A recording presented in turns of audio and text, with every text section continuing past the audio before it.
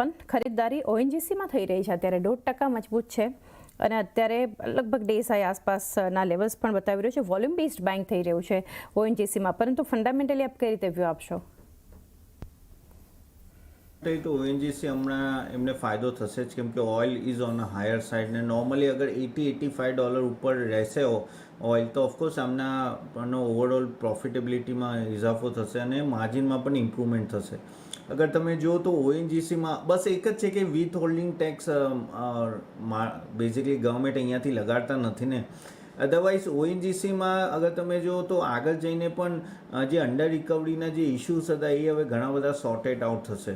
હવે એ જોવાનું રહે છે ક્યાં સુધી આ ચાલશે, કેમ કે હવે મને લાગે છે કે છેલ્લા એકાદ વીકથી એમને ફાયદો છે. પહેલાં 15 દિવસ 20 દિવસ સુધી I think A accounting entry જેવું ટ્રીટ થતું હતું, પણ હવે આઈ થિંક છેલ્લા 10-15 દિવસથી આઈ થિંક હાયર ઓઇલ પ્રાઇસથી અગર કશે ને કશે એ લોકો બીજા ઓફકોર્સ રિટેલ પેટ્રોલ પંપના ભાવ નથી થતા, બીજે બધે વધી રહ્યા છે, તો એના લીધે આઈ થિંક ઓએનજીસીને ફાયદો થશે. તો યસ, હું થોડો બુલિશ છું હમણાં ઓએનજીસી માટે. જ્યાં સુધી ઓઇલ 85 ઉપર રહે છે આઈ થિંક ઓએનજીસીને વાંધો નહીં આવે. તમારી પાસે હોય તો જરૂર રાખી શકો છો, અને એટલે લોઅર લેવલ બાય પણ કરી શકો છો, હોલ્ડ પણ કરી શકો છો અને એક નીચલા લેવલ્સ પર એડિશન અથવા તો ખરીદદારી પણ કરી શકો છો. કે વ્યૂ પોઝિટિવ ઓએનજીસી માટે બનતો જોઈ રહ્યા છે.